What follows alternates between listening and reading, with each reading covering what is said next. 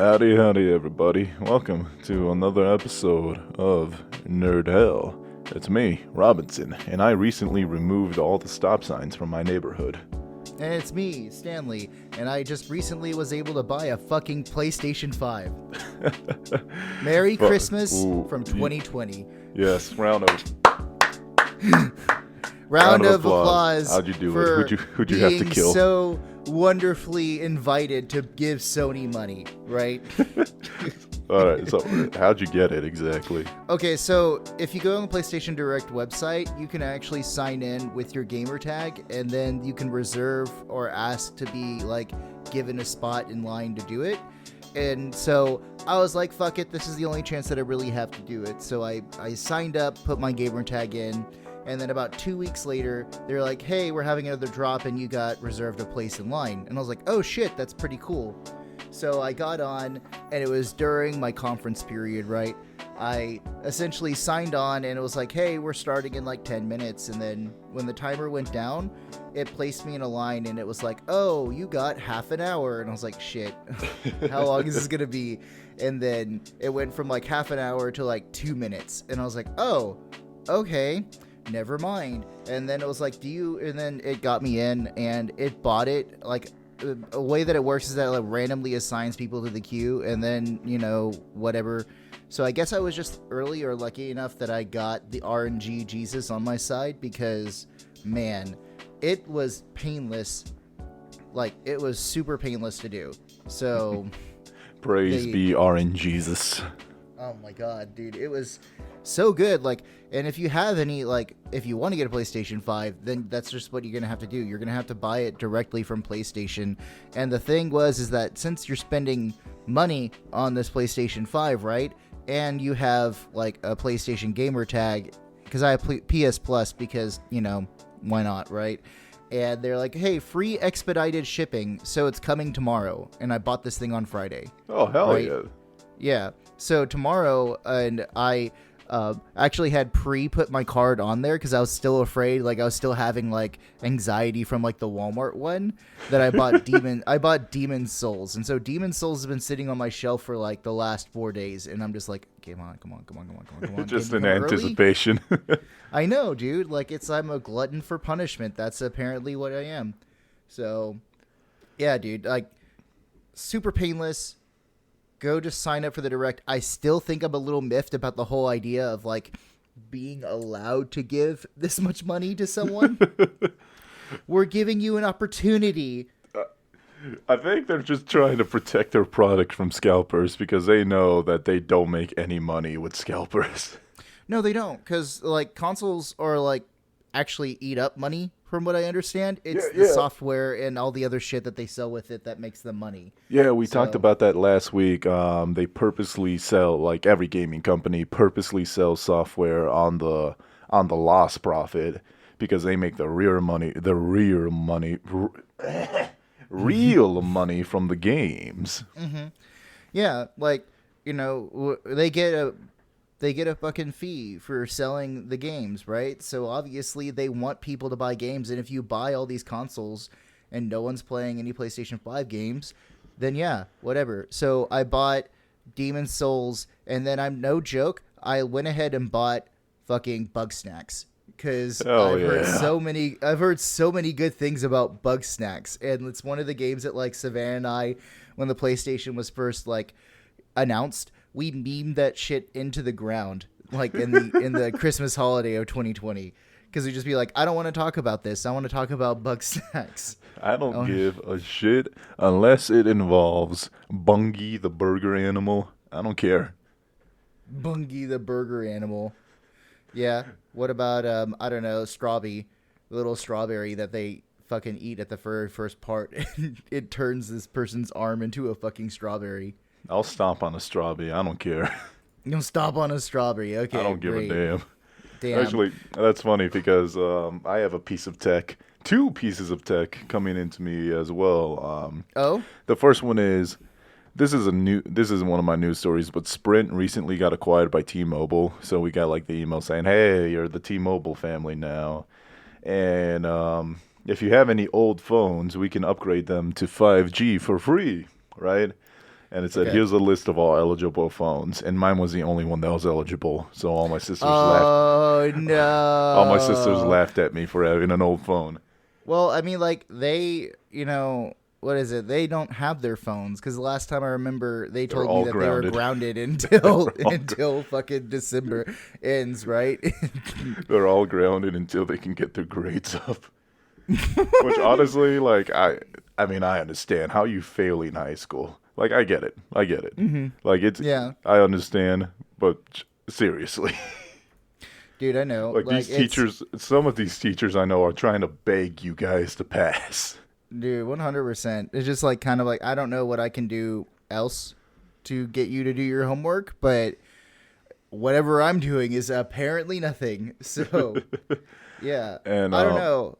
Go ahead. Yeah. The second piece of equipment that I bought is so last Tuesday I had a certain life event. Let's call it my Joker moment, where I snapped, like mentally snapped into two pieces, and I had two options. One, I can either use this devastating event to build myself into a new person, a better person. Or two, I can spiral into alcoholism. I can either become the Joker or Batman, right? Okay. So I bought a crypto mining rig. Oh, you bought a crypto mining rig. Okay. Yeah, great. So it's up in the air what happens to me.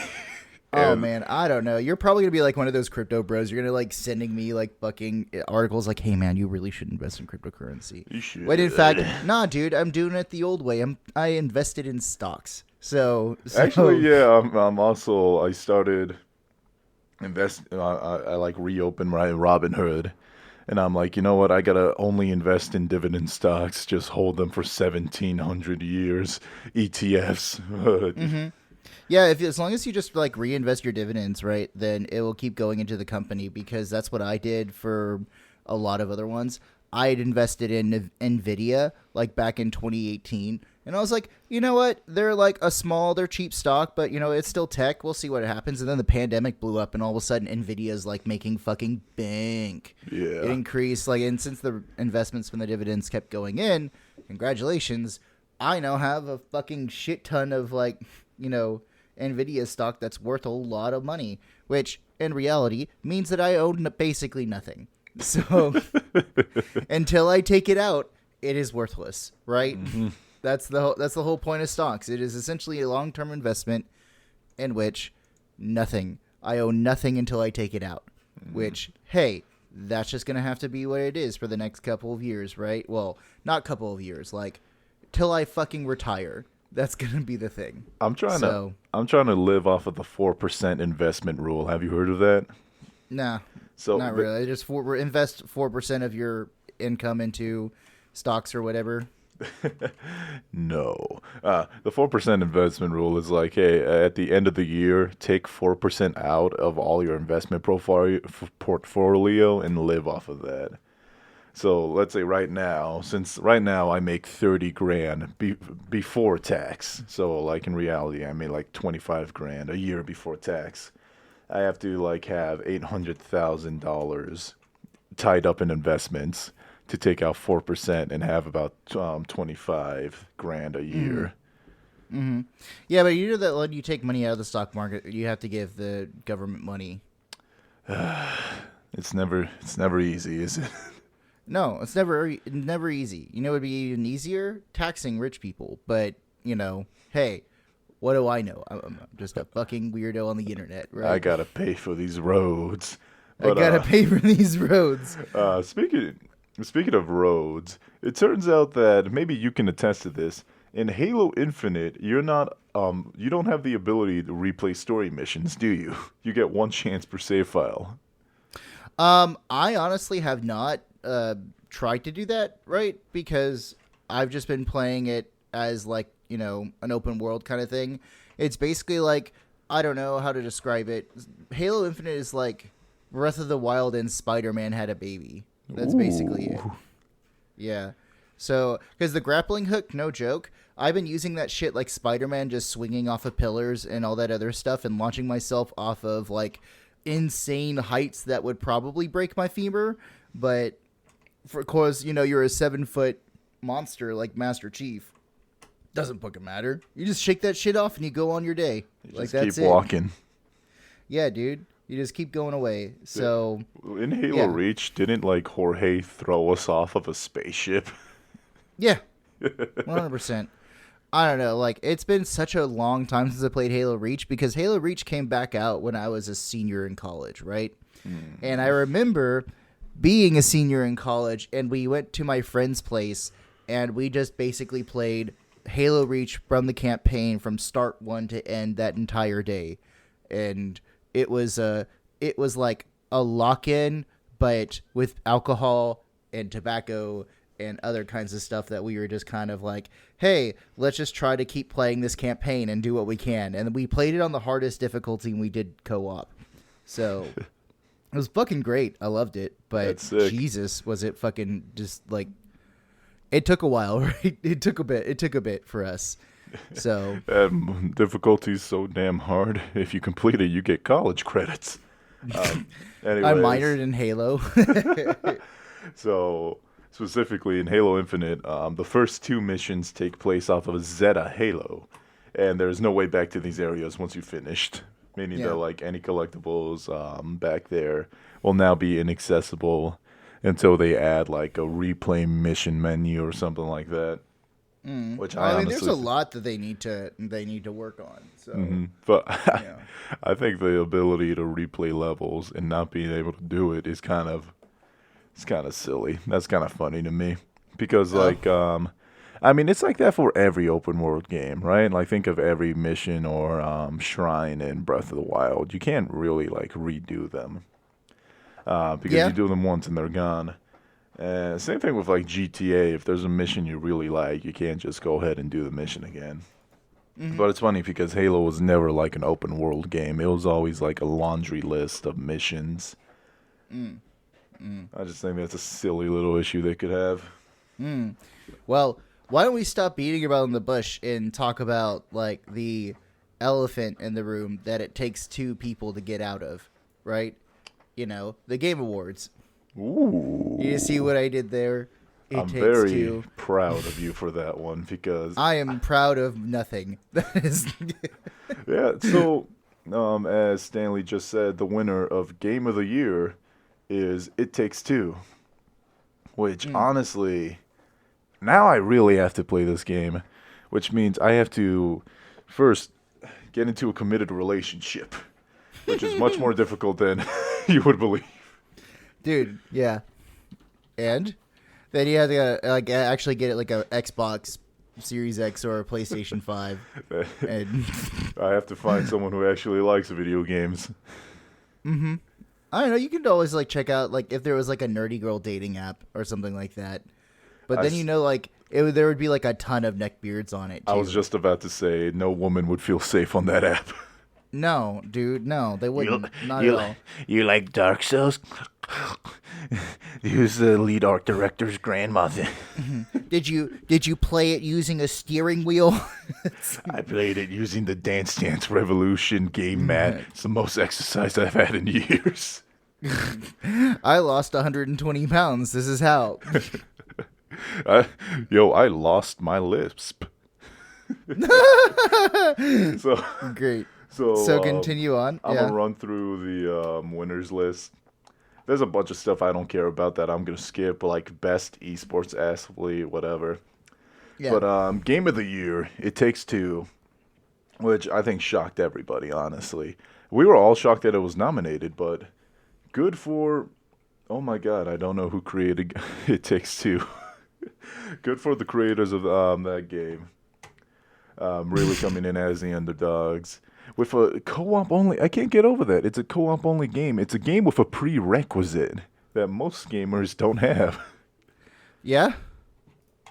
I mean, when I think about it, I don't have many friends that I can be like, yo, do you want to commit to like a 4-hour adventure to me with me real quick at my place? You know what I mean? I was going to say, like, 100% I would be down for that, but fucking, no. Geographic distance kind of separates us from ever having that kind of thing. So congratulations, It Takes Two. You did well. Most anticipated game is Elden Ring. Once again, I don't understand how they're measuring that. Yeah, but I mean, like, it's like for me, like, I agree, right? Because I am anticipating. It's one of the very few games that I've actually pre-ordered because I actually trust, From Software over the others, right? Because From Software has consistently like knocked it out of the headline, right? It's Josef Fares, by the way, who is the director of It Takes Two. Congratulations, Yoso Fares. Did you know? Have you ever seen like some of his other work? No, I have not. And that kind of stuff. So he actually did like this really interesting film, right? Where he basically had this. It was this film that he got snubbed at the Academy Awards for because he made this film about like this kid who is escaping like Syria or some kind of Middle Eastern country after his like parents die in a like a airstrike, right? And he goes and lives with his grandparents in Sweden, and it's like a really sad movie, but it's a really uplifting one at the end, right? Like it's really one of those things really of like sad. It's basically like you get flagellated with a cat of nine tails for like 90 minutes, and then the last 10 minutes you're like, okay, hell yeah, keep going. Oh shit, this is happening. And then, the movie ends and you are like, my God, that was a fucking, that was a trip. It was a fucking trip. Mm-hmm. But he also did Brothers, A Tale of Two Sons, and he did A Way Out, which is another cooperative where you basically play as two prisoners who try to break out of prison. Yeah, and with Brothers, A Tale of Two Sons, that was a single-player game where it's like left stick and left triggers control big brother, right stick, right triggers control little brother, I believe.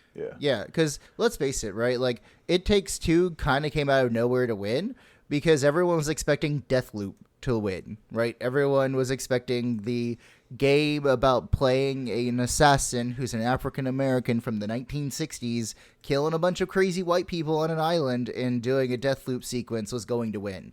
Which, number one, I played Deathloop. It's really fun, but I would not call it Game of the Year. It kind of did not leave like a lot of lasting impression on me, but then again, that might be some of my biases towards like RPGs and horror, right? So I thought you were going to say my biases towards black people. Oh, yeah, okay, great. Thank you for committing a microaggression against me, my guy. I may be pale as a fucking ghost, but I don't have that kind of a pale heart.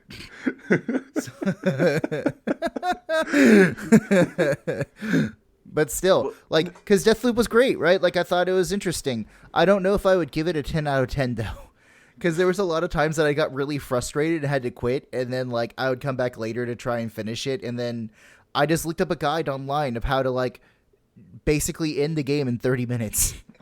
Wait, that's like, possible? That's it. Like, yeah, it's possible. You just look up this guide, because everything is, like, if you hit the sequence of events correctly, then it will be ended in, like, 30 minutes. So, okay, cool. I was like, okay, yeah. All right, I should give it a try, then. I do have to say, best performance, I was happy for Maggie Robertson, who voiced Lady Dimitrescu in Resident Evil Village. Mm-hmm. I was like, fuck yes. She deserved it. She put her fucking heart in that kind of stuff. I love watching the thing that Capcom released where they showed her getting the motion capture stuff.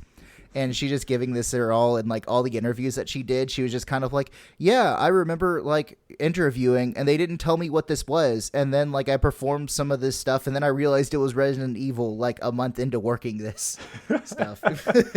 You know, I like to imagine that she's like one of those method actors. So she requested a chain like around her neck, coming down her shoulders with like 2 10-pound dumbbells attached. They're like, "What are you doing this?" She's like, "The weight from the titties."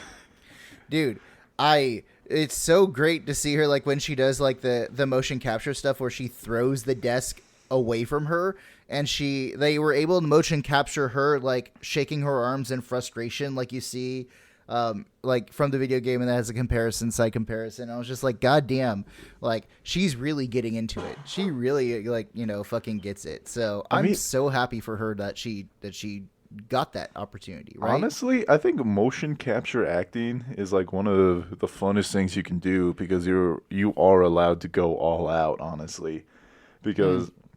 no matter what, you won't look ridiculous because it'll just it's not you, it's a 3D model. On top of that, they want big motions, right? Mm-hmm. So that just sounds like a ton of fun. It's like the Devil May Cry 5 special videos where they show you how they did cutscenes, like the cutscene visualization, where it was literally the throwing toys around. Mm-hmm.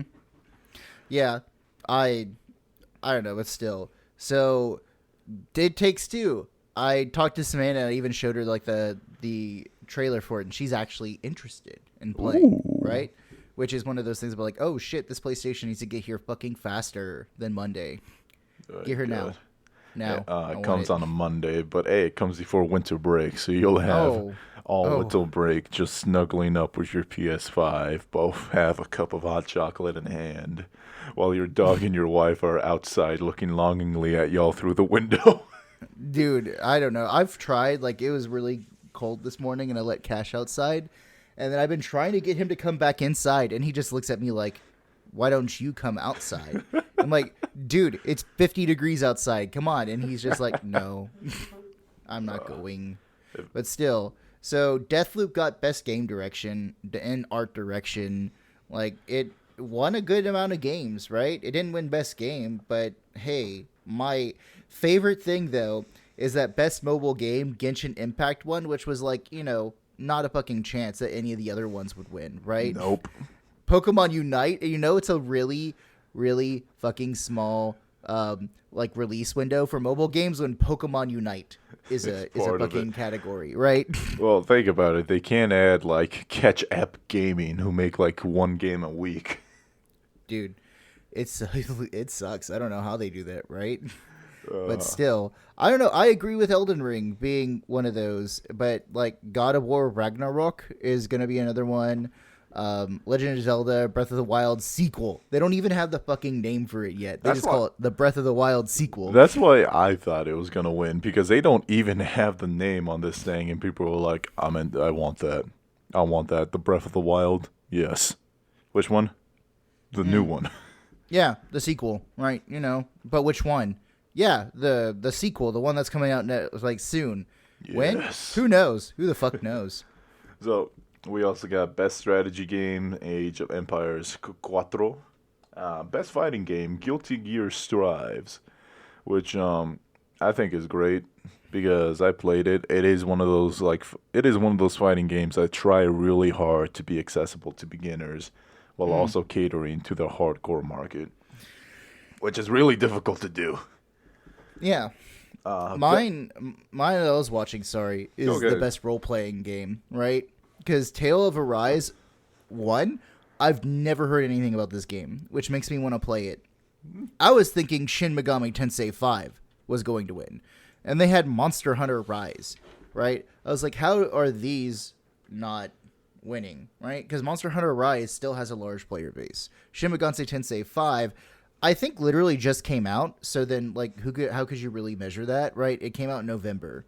And there's not really a way to kind of be like, oh yeah, it won like best, RPG when no one's played the full game, because it's like a 100-hour game. So no shot you're going to be able to complete that.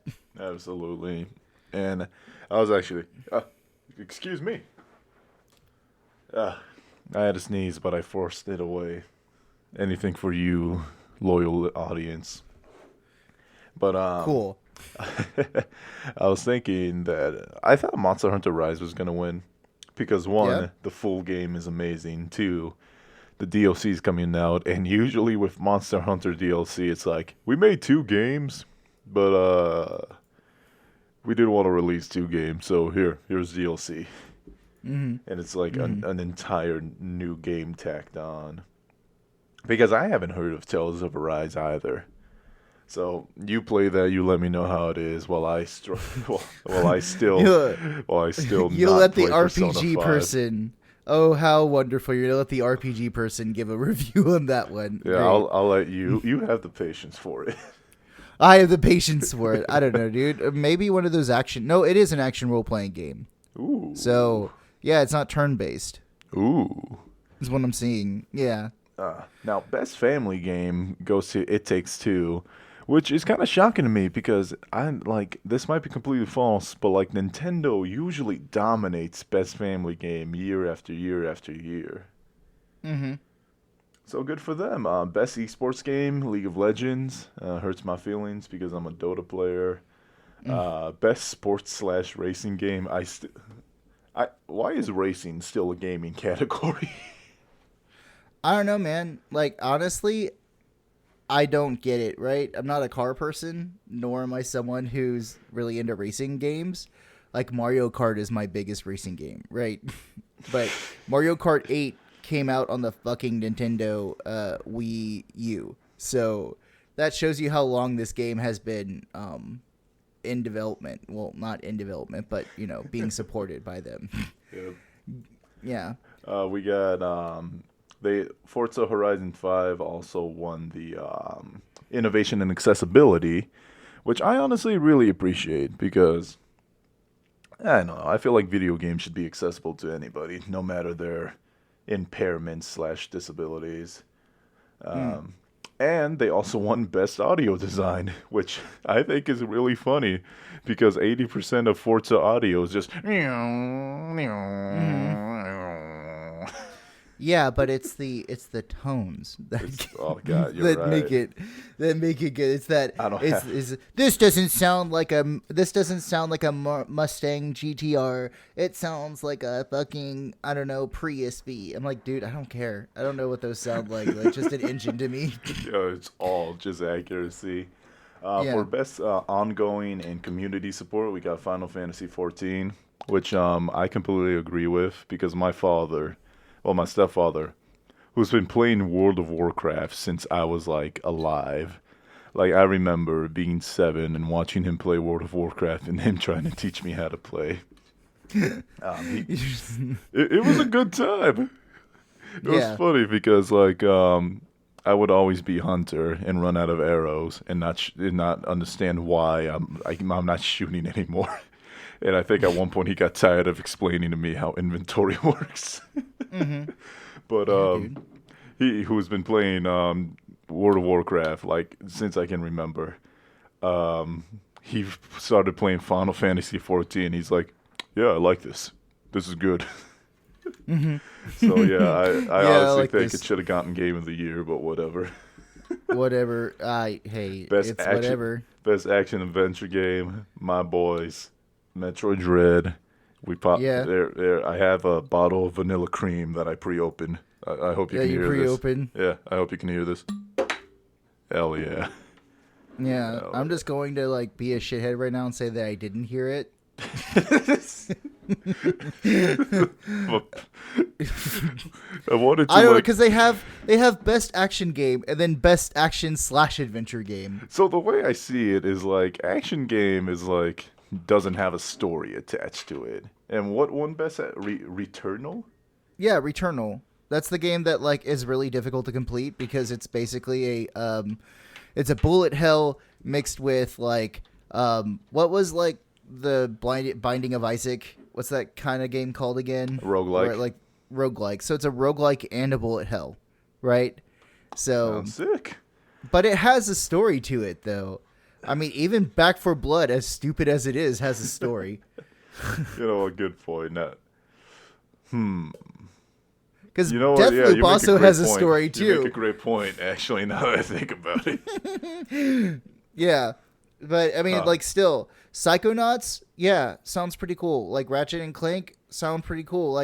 Ratchet and Clank is fucking beautiful. That's one of the things that I'm looking forward to playing on my PlayStation 5. Yeah. Is that. Yeah, my buddy Jordan told me that it's the most gorgeous video game he's ever seen. Yeah. I'm surprised that Kena, Bridge of Spirits, basically only got one award. It got 2 awards. And it was best, it got 2. Yeah, best independent game and best debut indie game. So best independent game is best indie game, but best debut indie game means this is the first game that this company has published. Yeah. So, honestly, good fucking job for them. Having their first game win best first game Indie? and just best game, period. Yeah. Dude, 100%. Like it's so cool. Yeah, now like, I want. Honestly, it looks like it's like you're playing a. No, I've played it a bit. It's like playing a Pixar movie. Ooh. It's like playing a Pixar movie that's like mixing Asian and Native American folklore, and it's just kind of like, okay, great. It's just like these like ethnically ambiguous girl that's going through and doing, Grim Reaper shit. Hey, it's hot not being able to tell what race somebody is, all right? Just look at me. People confuse. Oh my God. No joke. What is it? Either Russian, an islander, German. Yeah, Russian, islander, German. That's what people assume of me when they I would say you could also pass for Turkish. Yep. You just get you in a fucking Turkish that's get up, another right? one. You could do one. There we go again. Oh, native was one of them. Oh, okay. Yeah, no, it's hot. Not people not being able to tell what slur to use against you. Dude, you know what's so fucking sad about this entire thing is that the most anticipated game for this year was Cyberpunk, right? Oh no. And Cyberpunk like only got like a nomination for like best score in music for this year. Yeah, you know for this year. That's fine. I can respect that. Oh god, that hurts a little bit. Dude, I had been waiting for that game since 2011, right? 2012. And then all of a sudden it's just kind of like no one cares anymore. I was talking about this with some other people. Remember when Game of Thrones used to be a thing? Yeah. Remember when people would actually like have forums and they would talk about like, conspiracies or that kind of thing or theories about where the series is headed, and they would have watch parties and merch and all, like basically like the whole 9 yards. It was a cultural experience to experience Game of Thrones. And if you have someone, have you been watching Game of Thrones, and they said no, you're like, what the fuck is wrong with you? Yeah, no. Now, I know that because I was that guy. Now, no one cares because no one gives a shit anymore. Good. I'm finally free from people asking me why I don't watch it. Dude, like the first season, it was so fucking fire. Like season 1 of Game of Thrones was like, you got sucked in and you loved it. And you're like, I like this game. This game is like so new and open. It's like so gritty and like, I just want more of it. And then they just pissed off everyone. Literally just pissed off everyone. I think my favorite thing about the whole Game of Thrones like season 8 fiasco was when they left a Starbucks cup on set by accident, and people were like, Starbucks paid them, they don't have integrity anymore. But Game of Thrones was like, no, like you could not pay us enough. Like that's like a $1 billion investment right there. We fucked up. Yeah, well, it's like, what is it? D&D, the guys that wrote the show, right? They were both given a job like by Disney Plus to like write a new Star Wars: The Old Republic like TV series, and then after the performance of Game of Thrones, they're like, yeah, never mind, we're good. No. Yeah, so they quit. They burned all their bridges trying to complete Game of Thrones, and then they burned basically everything else in their entire career. Should have just waited for R.R. Martin to make another book. But still, basically, like Cyberpunk suffers from the Game of Thrones thing, right? Like essentially, Cyberpunk 2077 is like no one cares anymore. Literally, no one cares. Like no one's talked about it. No one's like the fact that I brought it up, or the fact that they were even mentioned for their soundtrack, is a fucking miracle. The fact that we remember who they were. Had Cyberpunk 2077 actually like been good, it would have cleaned house at the Game Awards, right? Oh, absolutely. Like it would have fucking cleaned house everywhere. Best narrative, best art direction, score, best performance, game direction, game of the year. It would have fucking got like it would have cumstered all of these fucking other games. But no. Like it just basically like it shit the bed, and then now everyone's laughing at it like it's a 5-year-old. I wonder if Cyberpunk's gonna pull a No Man's Sky and a Fallout 76 that like 3 years later, oh, this game's actually pretty good now. Dude, Life is Strange got 3 nominations and Cyberpunk only got 2. Speaking of Life is Strange, which actually I like Life is Strange, so I don't. Yeah, that game won Games for Impact, so congratulations. What does that mean? I don't fucking know. Nobody knows. Is it like games for representation? I guess. Well, because like the other one, Games for Impact, is Boyfriend Dungeon. Okay, that game was funny though. Your swords have personalities. Dude, remember when we played that furry one that Will forced us to play with him? Yeah. And we narrated. Games for Impact, because I haven't been the same since. I am in so much pain. Best narrative goes to Marvel's Guardians of the Galaxy, which kind of surprised me because after Marvel's Avengers, after that was kind of a shit show of a game, I wasn't expecting anything from Guardians of the Galaxy. But yeah, hey, but neither was anyone from the movie. And then look how well the movie did. The movie was fun. Okay. Yeah. Yeah. I haven't played Guardians of the Galaxy because, what is it? I was an original Guardians of the Galaxy fan before the movie. And then I like the movies. It's just I just been burned out, right? I get from you. it. So too much Bradley Cooper Rocket Raccoon. No, it's not so much that. It's just I'm kind of upset with Chris Pratt right now. So I don't know what he did, but I'm sure if I go to Twitter, I'll find it. No, I mean I could just tell you right now. Nah. So he and Anna Faris have a special needs child, and then they got divorced. And then he went on Twitter and started posting about how he was so happy that he gave birth to his new wife gave birth to a normal child. Oh, gee. Right? And he also goes to a church in Los Angeles that is anti-LGBT and frequently donates to people who are actively trying to get rid of LGBT rights. Yeah. Yeah. Oh. So, oh, Andy, what happened? Suffering from what I call the Joe Rogan experience. Oh, he just he opened his third eye too damn wide. You know what they say about having an open brain? You have too much of an open mind, your brain will fall out. Yes, correct. We got best score in music, Neo Replicant. Yeah, and that's a good game. Yeah, that's great. And I think that's all I care about because I really don't care about esports. I will say, Player's Choice, Halo Infinite. Yeah. I think it's so funny that they give a nod to gamers who are we'll give you this one. Yeah, it's hey, listen, you know that your votes don't count. So we'll just give you this category. Yeah. I mean, Halo Infinite and then Forza, It Takes Two, Metroid Dread, and Resident Evil Village. Obviously, you know which one I'm going to be voting for. I was going to say that... Forza 5. I was going to say that Resident Evil Village won Reddit's Game of the Year, which means kind of nothing because the people of Reddit are not... I don't consider them humans. I consider them subclass citizens. It's funny because you're probably on Reddit all the time, too. Not all the time, just when I need to feel sad. This is when I need to feel sad.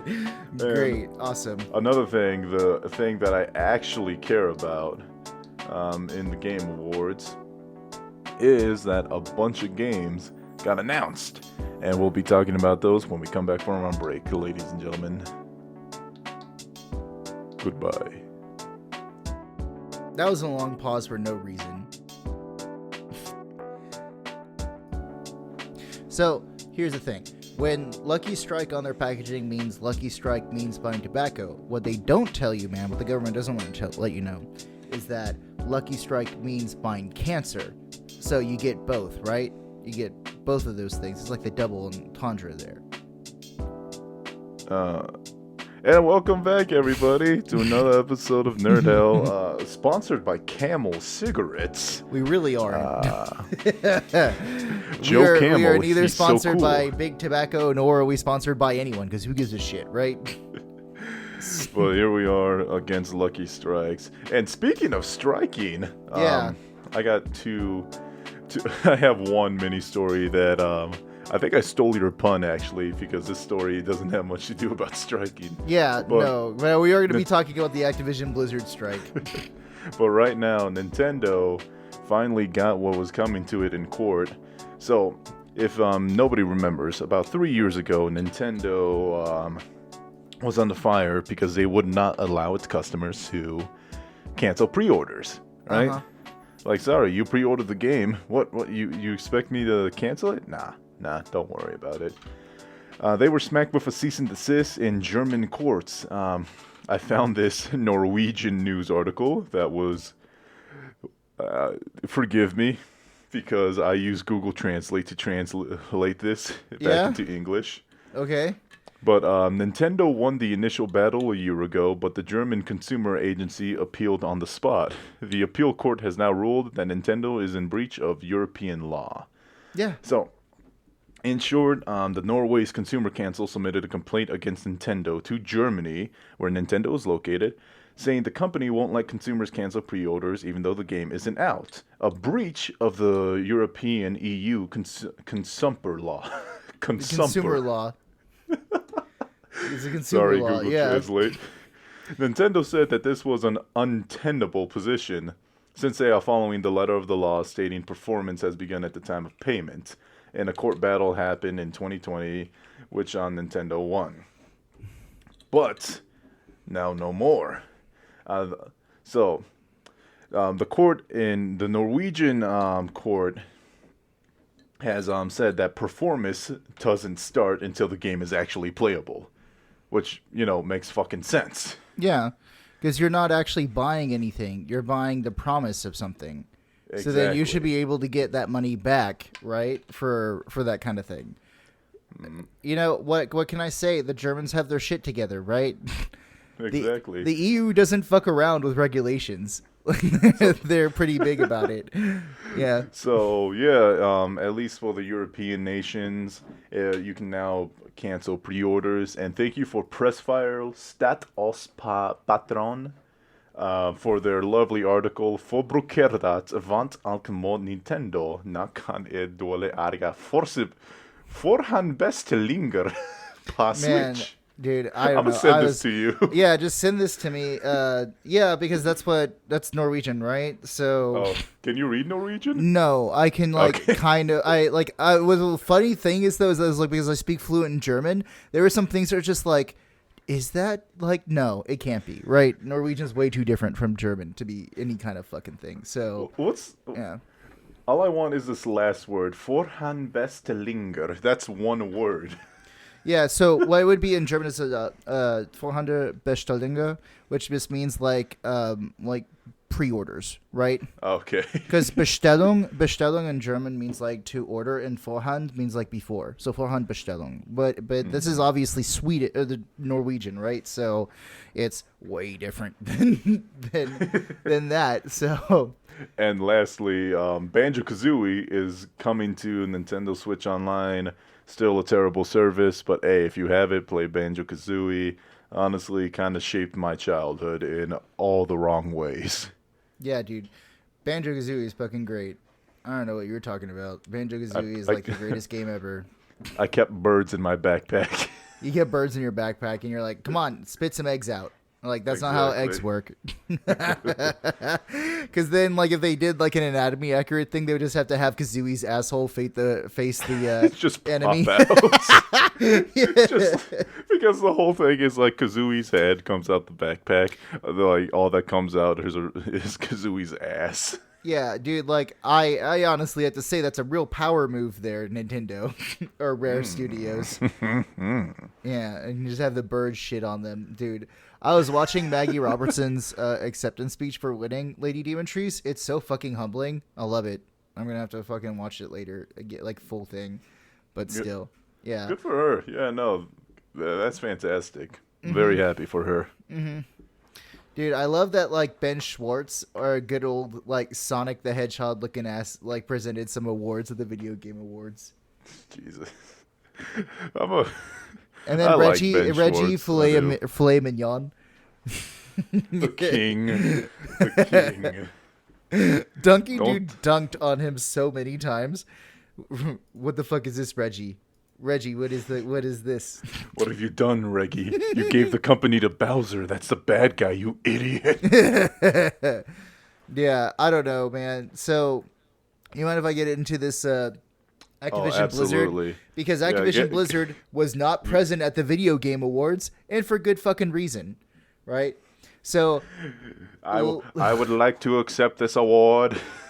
Longtime listeners have fucking understood that of my hatred and disgust of Activision Blizzard over the last 6 months. So I would like to accept this reward for making the first ever IRL dating simulator game. Where you can make the wrong choices and get reported to HR, and they'll do nothing. That's my character now. EA is just my horrible impersonation of JFK. Yeah, dude. I think, what is it? There was an email that was released right on December 10th, 2021, and this email was basically then posted on Twitter, right? By an Activision Blizzard employee, and it's a message from Brian Bulatto. You can't do that. That email was an NTF. Well, guess what? That Brian Bulatto actually used to work for the Trump administration. So, oh, shit. So here's his message. Right, I'm gonna read the full letter. It says, "Everyone, at Activision Blizzard, we are working hard to create a more inclusive, supportive, and rewarding environment, and thanks to your input, we are making progress. In the past few months, we've announced that we're converting nearly 500 temporary workers to full-time employees at Activision Publishing Studios." Wait, that's not the problem. No, and we have increased wages for a large portion of temporary workers and added paid time off benefits. We introduced a zero-tolerance harassment policy and waived required arbitration of sexual harassment and discrimination claims. We have made a significant commitment to increasing gender diversity and are dedicating $250 million to accelerate opportunities for diverse talent across the industry. Yeah, exactly, right? We have more to do, and we believe the direct dialogue between management and employees is essential to success of Activision Blizzard. That's also... They brought up 6 things, and not one of them was, we're going to stop harassing people. Hey, actually, one of them was that. One of them was that. One of them out of 6 things, right? We are only doing 20% of the problem, right? So, as you may have seen yesterday, there was a communication supported by the Communication Workers of America that asked employees to sign and submit union authorization cards. I want to be clear about this, and then they went ahead and bolded this, bolded it, bold font. The leadership of Activision Blizzard supports your right under the National Labor Relations Act to make your own decision about whether or not to join a union. Unbolded text now. As you make this decision for your future, we ask only that you take the time to consider the consequences of your signature on the binding legal document presented to you by the CWA. Once you sign, hey, don't worry, God. It gets worse. It gets worse. Once you sign that document, you will have signed over to CWA the exclusive right to, quote, represent you for the purpose of collective bargaining concerning all terms and conditions of employment, end quote. That means that your ability to negotiate all your own working conditions will be turned over to the CWA, just as the document says. Achieving our workplace culture aspirations will best occur through active, transparent dialogue between leaders and employees that we can act upon quickly. That is the better path than simply signing an electric form offered to you by the CWA or awaiting the outcome of a legally mandated and regulated bargaining process sometime in the future.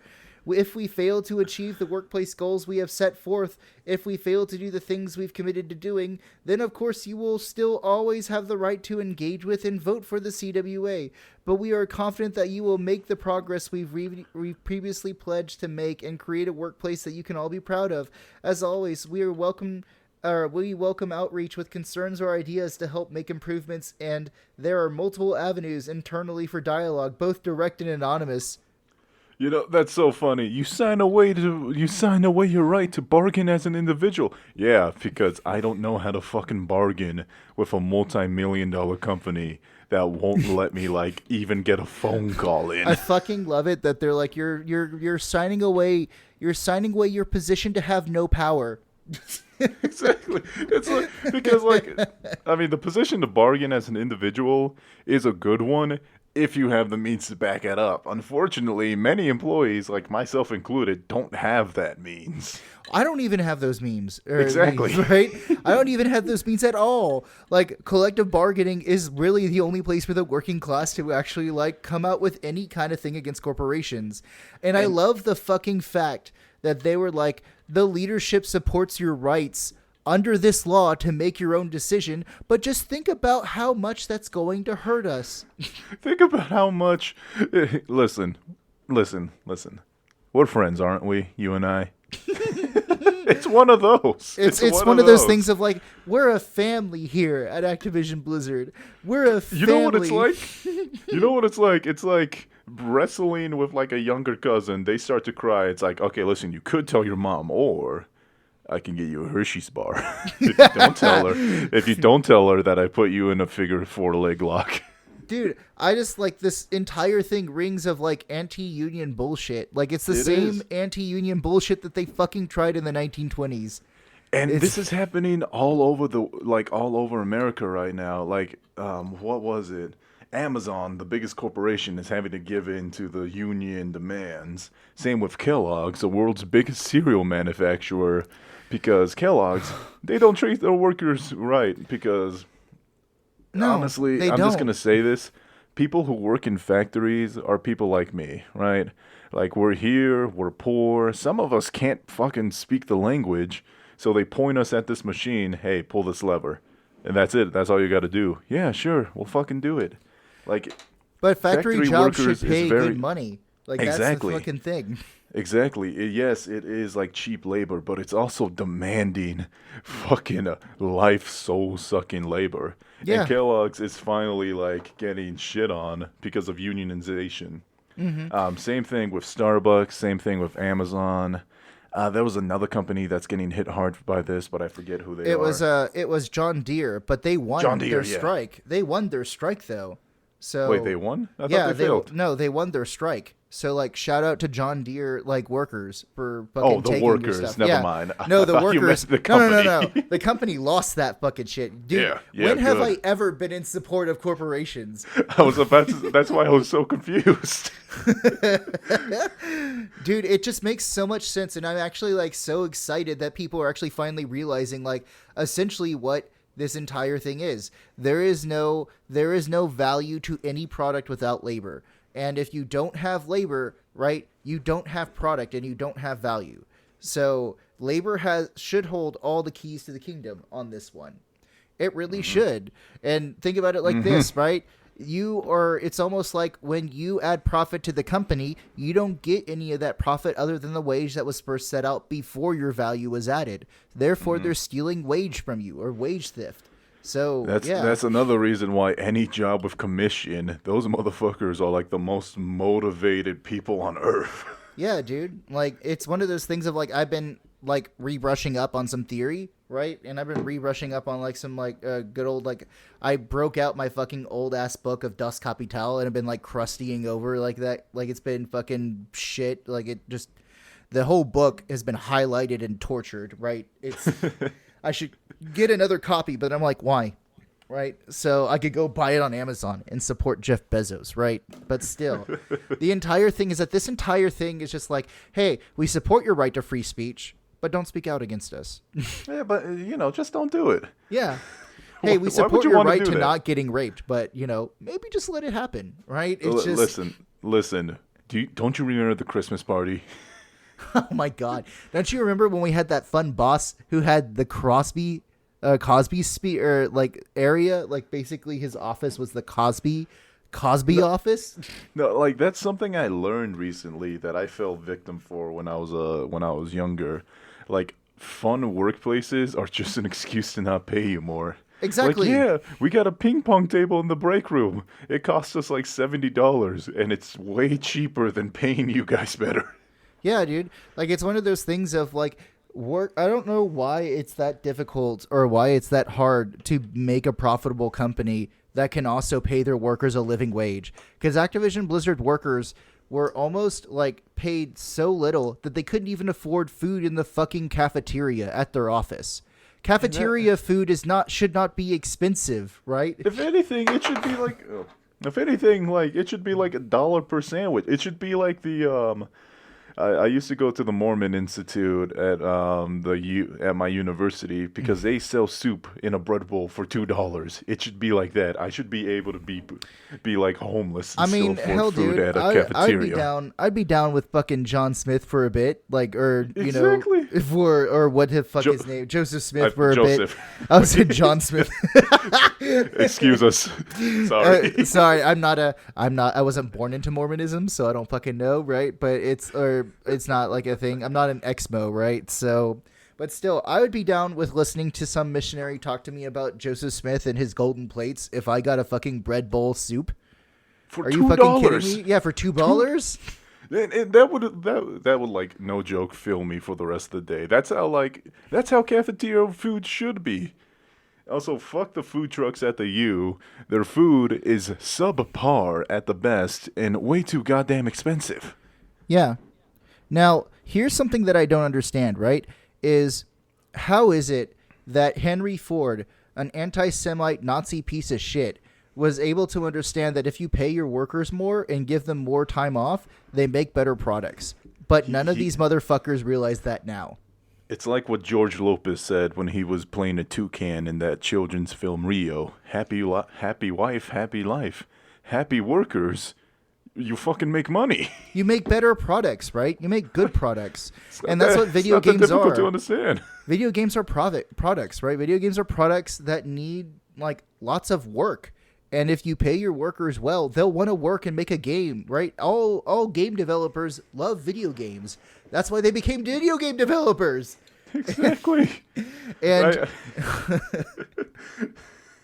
I just like, again, like every single week, I'm kind of like, I don't understand this. But then again, maybe it's because I'm not a greedy fucking dipshit like, you know, Bobby Kotick, allegedly. Bobby Kotick, right? I am. I just can't hurt people and be happy. Yeah, well, then you're not a greedy motherfucker then. I am greedy, though.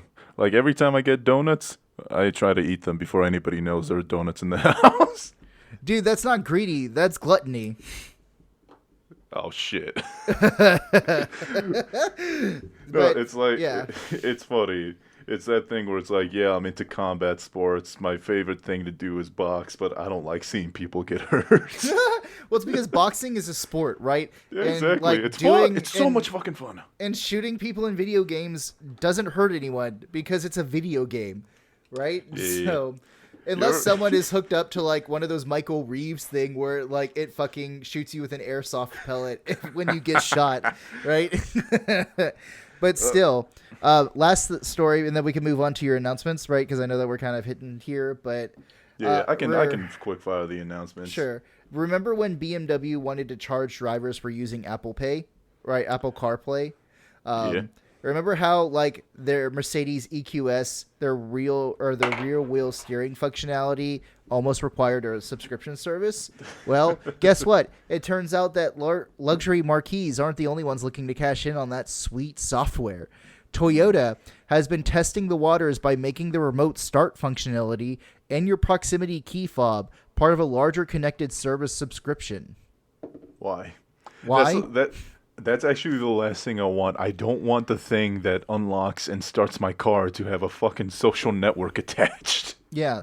According to Rob Strumpf of The Drive, right, is a car magazine, Rob Strumpf spoke to a Toyota spokesperson which confirmed to The Drive that if a 2018 or later Toyota is equipped with Toyota's Remote Connect functions, the vehicle must be enrolled in a valid subscription in order for the key fob to start the car remotely. It's like, at this point, there's a thing like the poor get poorer and the rich get richer. The gap between us is always widening. Yeah. And I honestly see this as one of those because, let's be honest, Toyota isn't exactly like a luxury vehicle. No, but then also came out that Toyota had donated money to people who denied who participated in January 6th. What's January 6th? You know, the insurrection? The Capitol riots? Yeah, that Toyota had donated money to senators who supported the January 6 people and have also denied that Biden won legally. Hell yeah.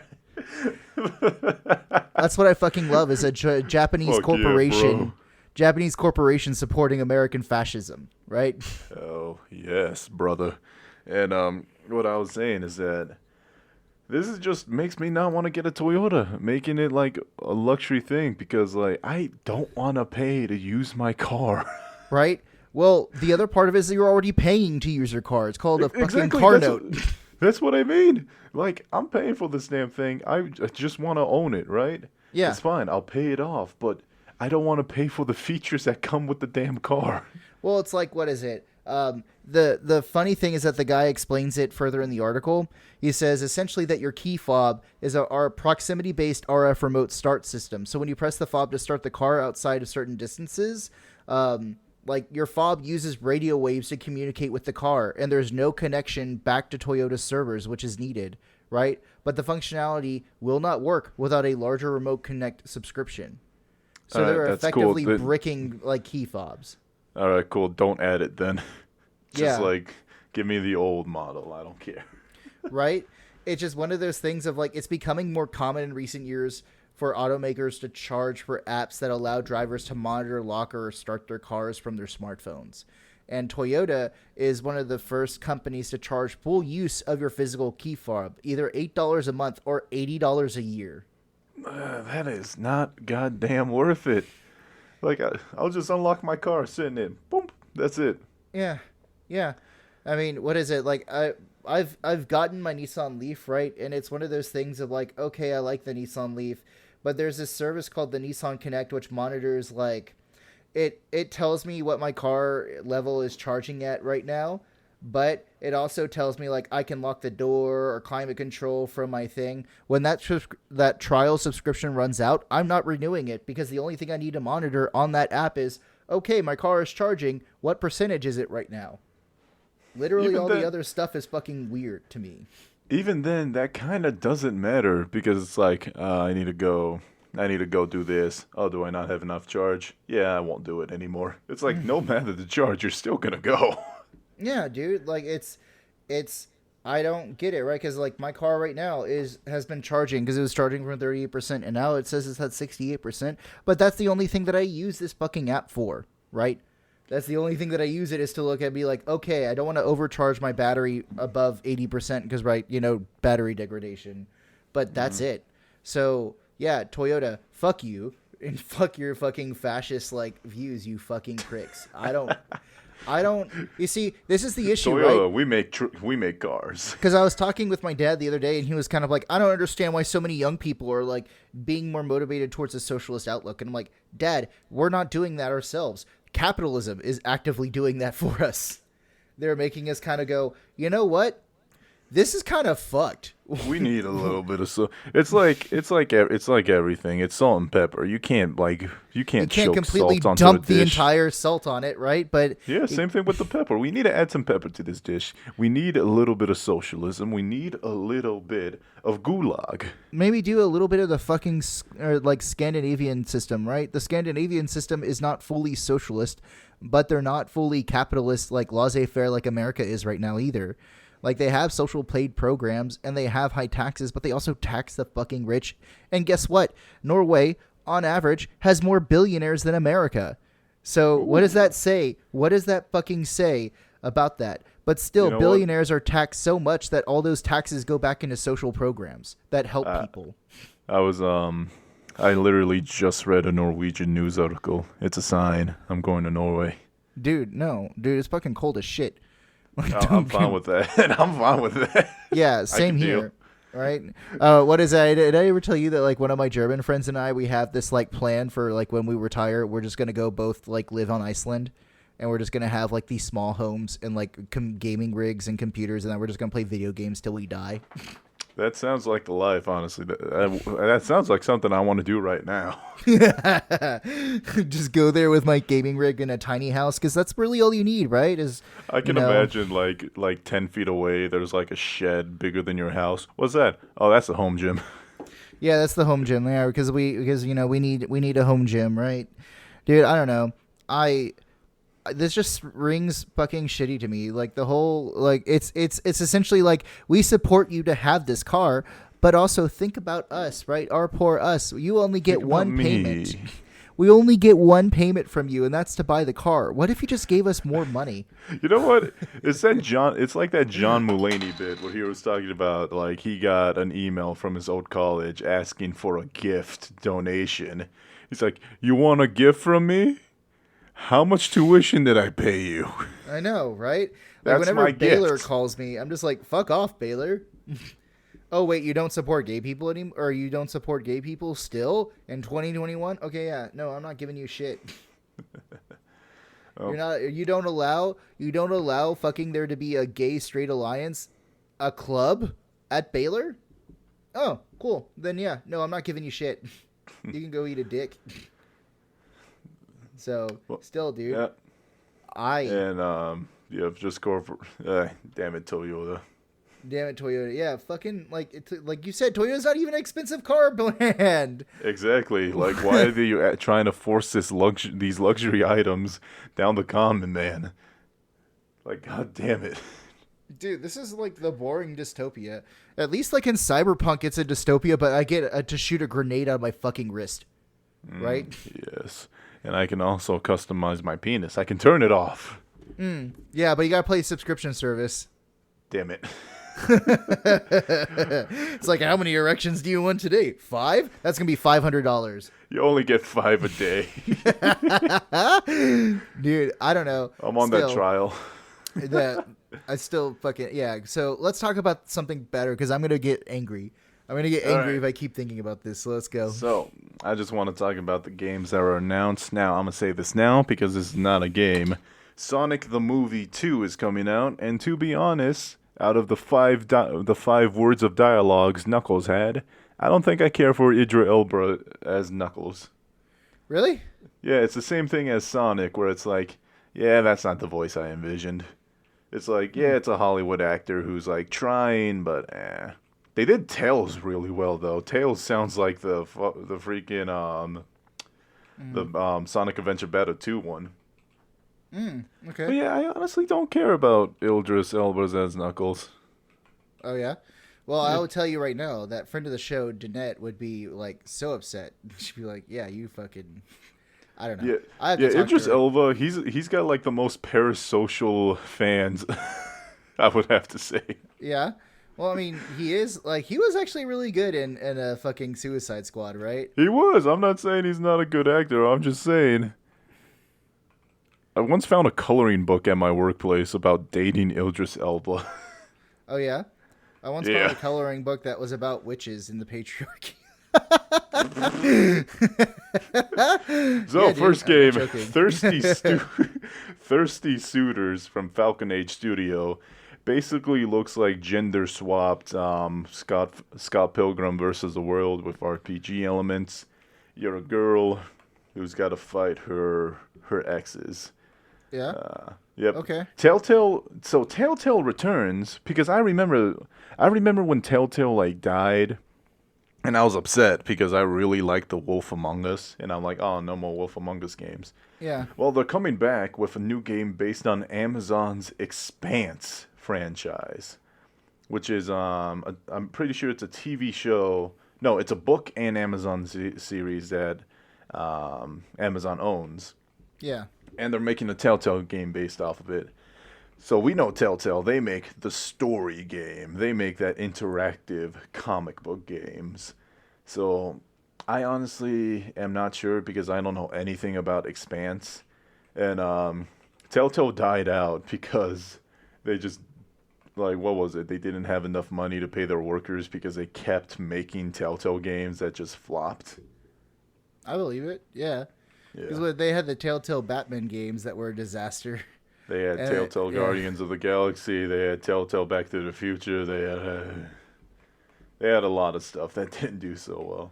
Yeah, but I know what you're talking about. Hey, they make games, gamer.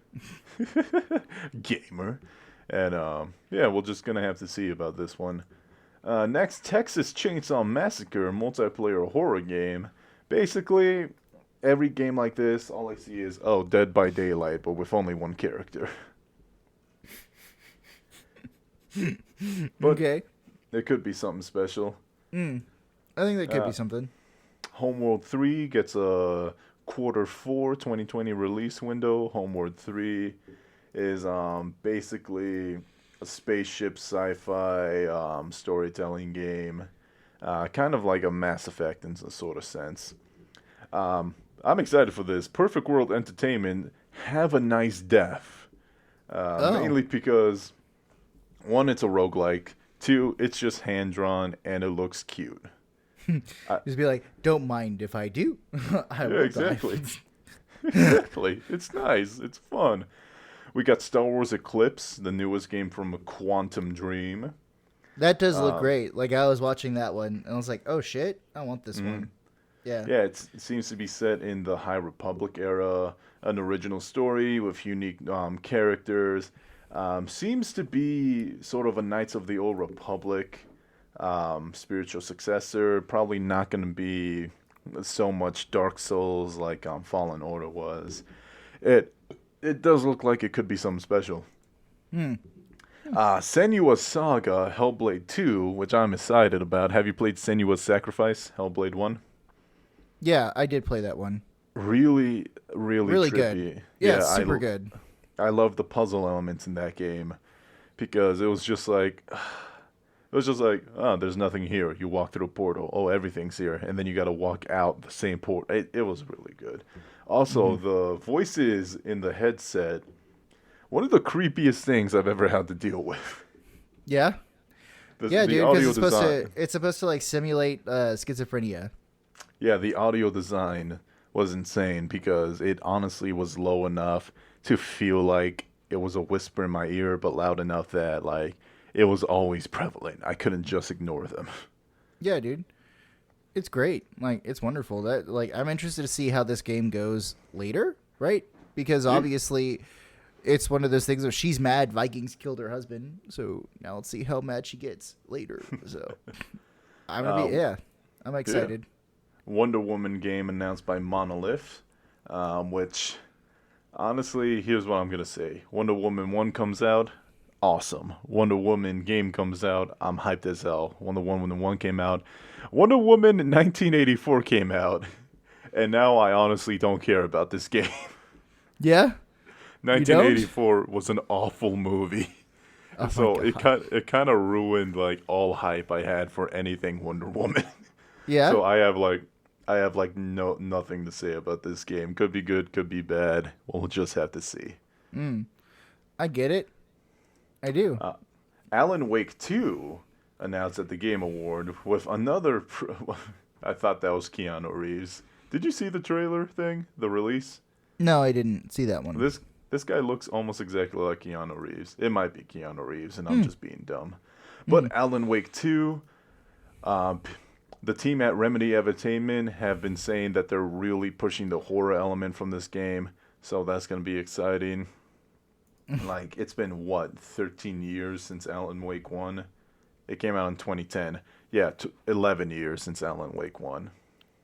So, Alan Wake fans, your wait has paid off.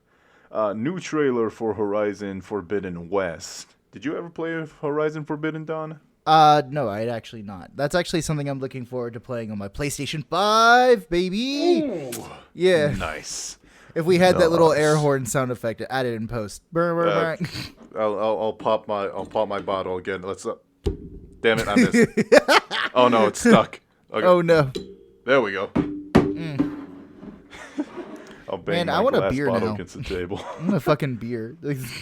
This is Virgil's handcrafted vanilla cream soda.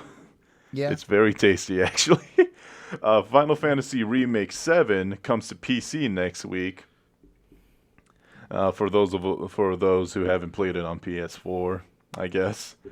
Destiny 2 The Witch Queen gets a new trailer and more Destiny 2 DLC. The game that just won't die, which honestly good for Bungie. Lord of the Ring Gollum game,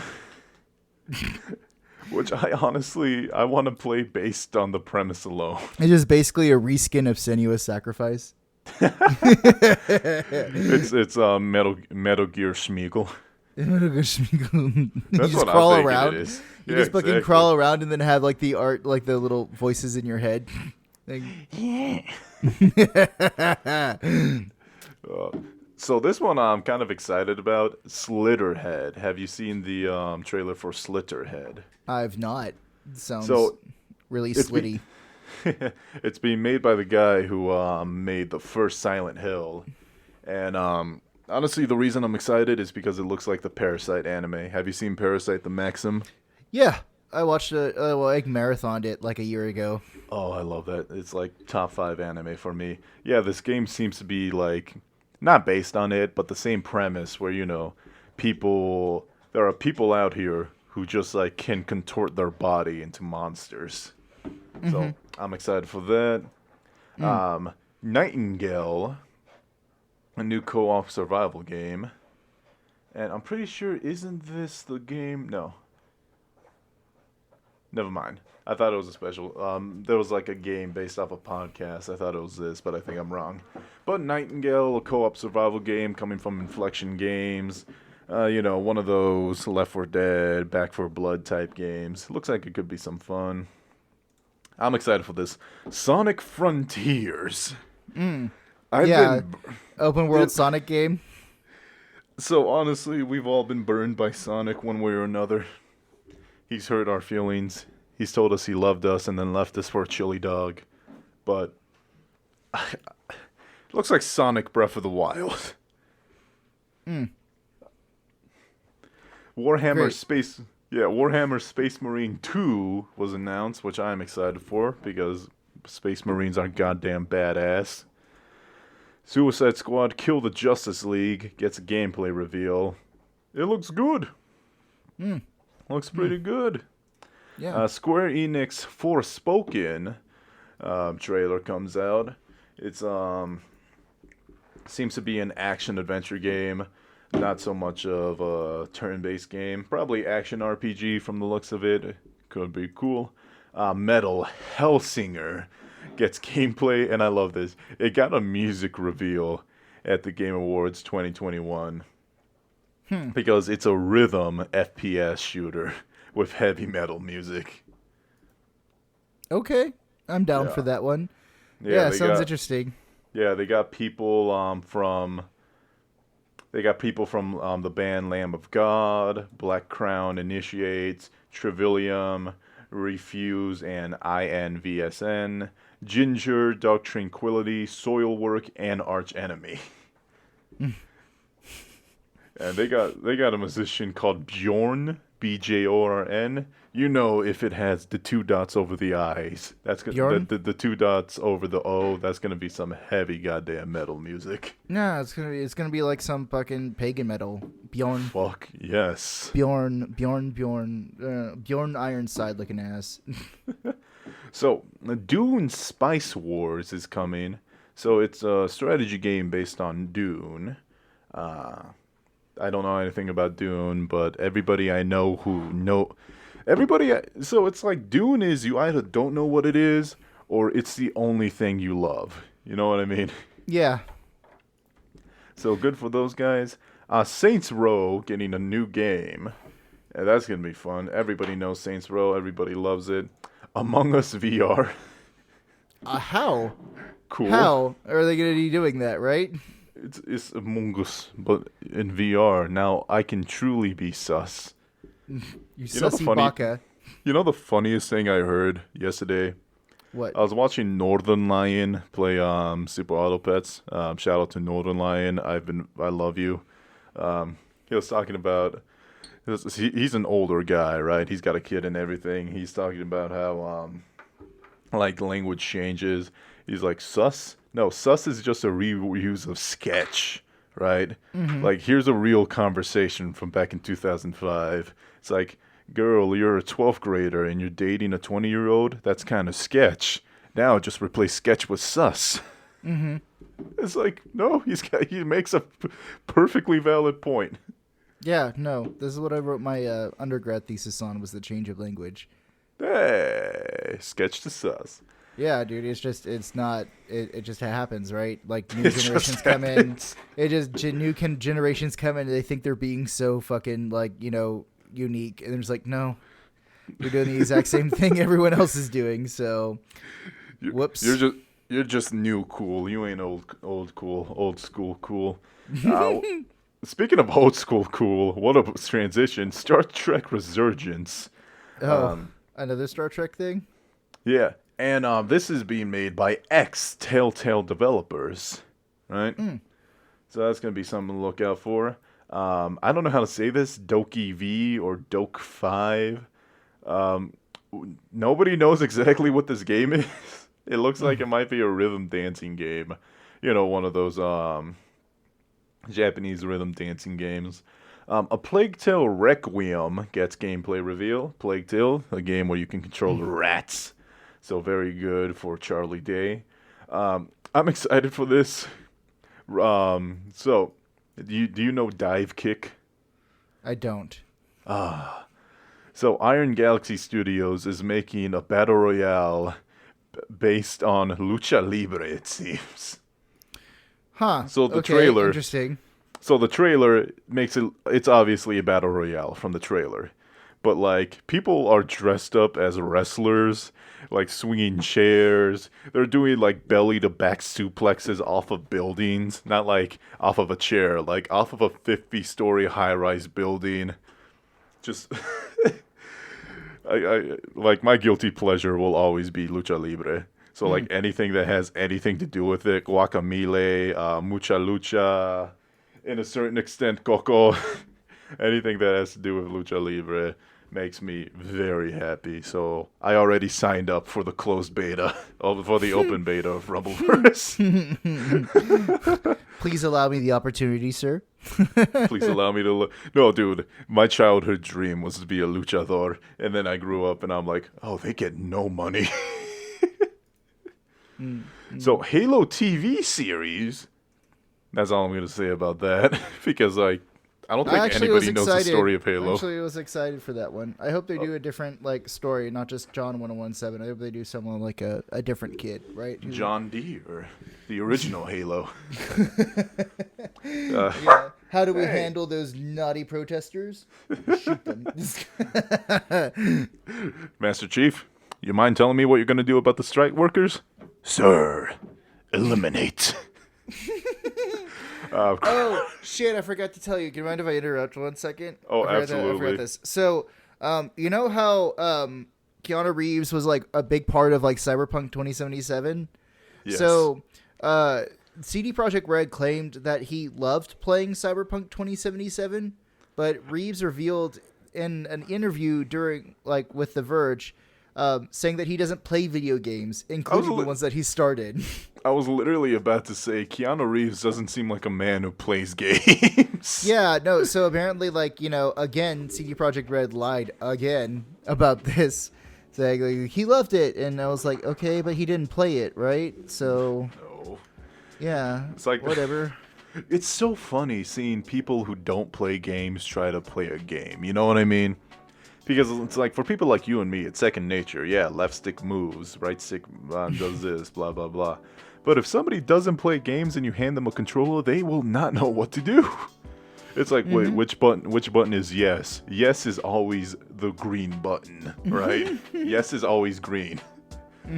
Anyways, Crossfire X gets February 2020 release date. And Elden Ring gets a new trailer. Everybody's excited about it. And with that, we are done. I have been holding in a bathroom break for about, let's say, 7 minutes now.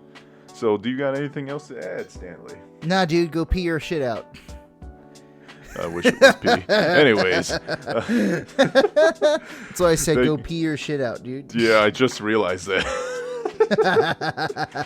Thank you all for listening to us as we recap the Game Awards. Thank you, Sony, for allowing Stanley the privilege to buy a PlayStation as he groveled at your proverbial sandals. For a year, you assholes. Like... And thank you, Creatine, for making me look like I work out instead of just looking kind of chunky. And with that, I want to give a very special go to hell for, I think, the 6th time in a row. well, not in a row, but collectively, to Blizzard Activision. Yeah. You can go to hell, Blizzard Activision, but you can go there with a friend, because go to hell, Toyota is going to drive them there. Chiron's not going to come in a boat. He's going to come in a Toyota Camry that you have to pay to unlock. I was about to say, like, Activision and Toyota are trying to get in the car. The key won't work. The devil, like, shows up. Subscription fee. Oh, I see you want to use the brake pedal. Did you pay for that? That's only for gold members. Yeah, dude, 100%. All right. Good night, folks. Good night.